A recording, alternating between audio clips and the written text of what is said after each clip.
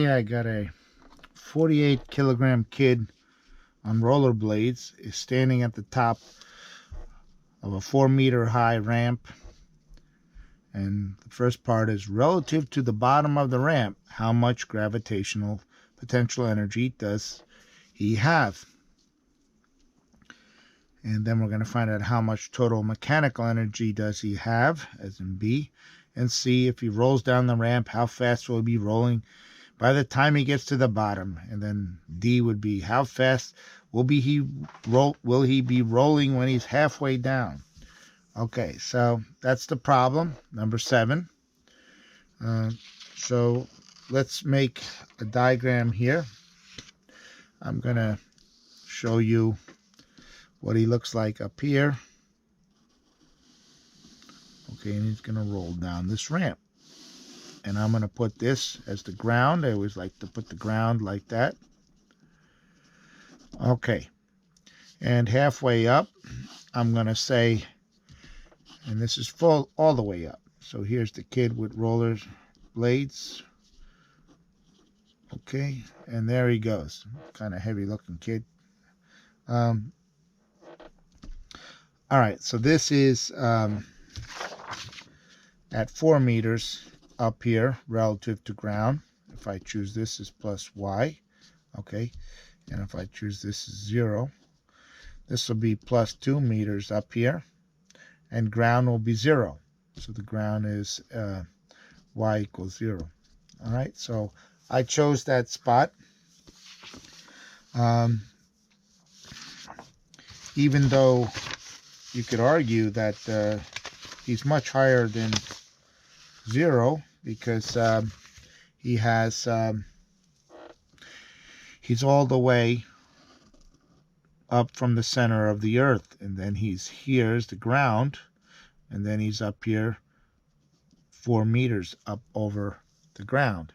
So he's got all this potential energy going from the center of the earth. What happens though is when we do the equation before and after, this amount of potential is going to cancel out because it'll be on both sides. It'll be added to both sides of the equation, and then you could just subtract it out. And the only thing that's going to change is the difference in potential energy, which is going to happen up here. Let's go over it and show you what we mean. So we start out by going with our general equations. The energy initial plus the work added or subtracted equals the energy final. Okay, and in this example, we're not giving him a push or anything, so we have 0 work. So we just get energy initial equals energy final, and that's the conservation of energy principle, okay, of energy. All right, now, from this we develop, you have your kinetic energy plus your potential energy equals your kinetic energy final plus your potential energy final. Now, up here, he doesn't have any motion at this moment. He's motionless, so we're going to give him 0 kinetic energy initially. But now, when we talk about his potential energy, we have mgh, I, okay? So, and that's going to equal his kinetic energy down below, which will be 1/2 mv final squared, plus his gravitational energy, okay? And basically, this would be when he's down the bottom of the ramp. So he will have 0 potential because we said his final H will be what? His HF is 0. So it'd be 0 times mgh. Mg 0 would give you 0. So, well, getting back to the first question, how much, relative to the bottom of the ramp, how much gravitational potential energy does he have? Well, that would be this one. He has this much gravitational potential energy on the initial side. And that would just be mghi, and that is 9.8 meters per second squared times his mass. His mass is let's see, 48 kilograms. So we have times 48 kilograms times his height is 4 meters. Okay, so let's run those numbers and see how much potential energy this kid has. So we have 9.8 times 48 times 4 is 1882 Newton meters. Okay, because you have what? You have meters per second squared times kilogram, and that's a Newton. And then you have the meters here, so that's meters. So you have Newton meters. And as you know, 1882 joules. Okay, so that's his initial potential energy right there. Okay, now if he rolls down the ramp, how fast will he be going when he hits the bottom? Okay, that's the question here. And that's where this equation. So I'm going to put this value in. 1882 Newton meters, okay, equals 1/2, okay, his m again, and his VF squared. All right, now we need to subtract out the m. So sometimes you could just see that these m's would eliminate themselves, and then you would just get what? G times HI, if you didn't want to use this, right? Then bring up the 2GHI, right? The m's gone, equals VF squared. Take the square root of both sides, you get VF, okay? It's plus and minus, but since the distance is plus, we're dealing with plus distances here, we're going to have plus. It's not going to be a minus. So what do we get? 2 times G. What do we get? We got square root of 2 times 9.8 meters per second squared times 4 meters, right? All right.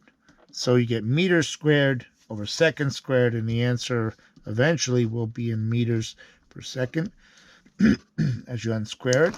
But let's take the numbers here. Get 2 times 9.8, okay, times 4, and I get 78. Take the square root of that number, and so I get VF equals 8.85 meters per second. Okay, so that's how fast he's going at the bottom of the ramp. All right. We missed a spot here. That's C. And A is how much potential energy does he have? Or gravitational potential energy do you have relative to the bottom of the ramp?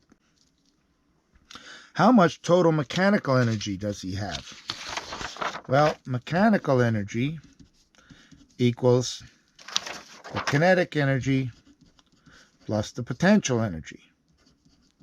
Okay, so at the top, he has 0 kinetic energy, so his mechanical energy would just equal his potential energy at the top, and therefore that would equal the 1882 joules. That's his mechanical energy. That's B. The last problem is D, is how fast will he be rolling if he's halfway down? And this is a good thing to check out, because halfway down he's at 2. All right, so setting up the equations we have here, we'd have mgh at 2 equals his kf. Okay, you could argue that he's moving already at 2. Yes, he is, but let's see what happened here.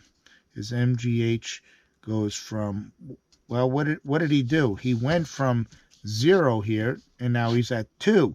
Okay, so let's fill it all in. I don't want to skip anything, so I'm going to come right up here and start right here where the diagram is shown. All right, so EI equals EF. All right, let's break this out. His kinetic energy initial plus his potential energy initial equals his kinetic energy final plus his potential energy final. All right, initially he starts with 0 kinetic energy at 4. Okay, this is at 4. All right, then he still has 4, what? MGH. He's at 4 here, right? X equals 4 or Y equals 4. All right. Then he's going to have some kinetic energy here at 2, right? At 2. So it's 1/2 mv at 2 squared, right? Subscript here is denoting that he's at Y equals 2, right? At this. Now, he's still going to have potential here of what? mgh at Y equals 2. Okay, so let's put in the values. He's got 0 kinetic, so that's gone. He has mg 4 meters, right, equals 1/2 mv, right, at 2, Y equals 2 squared, plus mg at what? H is 2 meters. Okay. First of all, you see all the m's drop out, right? They're gone. There's an m in everything. And the meters, I'm going to drop that out. And now you see this is going to subtract from the 4. And he's going to, so you're going to say minus 2g, okay, minus 2g from both sides. You're going to get 2g equals 1/2 Vy at 2 squared, okay? Bring this 2 up, you get 4g, right? Square root of 4g equals the velocity at y equals 2. All right, what do we get there? So it's independent of the mass. Any mass will come down the same as any other mass. Totally independent of mass, the velocity. Okay, so we get 4 times 9.8 is 39. Take the square root. I get 6.3 meters per second. Okay, let's compare these two. You got 6.3 meters per second. That's at halfway down. On halfway down. And now you have at the bottom, you have 8.85. So you see, this is not linear, because if this was a linear increase in speed, you would have half of this number, okay, which would be 4 point something, but you don't, you have 6 point something. So you see, he's picking up speed in a nonlinear fashion. So if this is occurring in a nonlinear fashion, the acceleration here is not constant. Okay, and that's interesting. So what's coming out of this problem is, since the acceleration is not constant, where we were taught to use all those big 4 equations and all that, right, where we're told that x equals xi plus vi delta t plus a delta t squared over 2, these kind of equations, those assume that a equals constant. Okay, so those are your constant acceleration equations. You can't apply those here. This is not linear motion. This is curvilinear, and the acceleration is not constant. But come to the savings of us all are these energy equations. And these energy equations can be applied when with the accelerations not equal to constant. Okay, so that is a saving grace here. Okay, that's that problem. Thank you.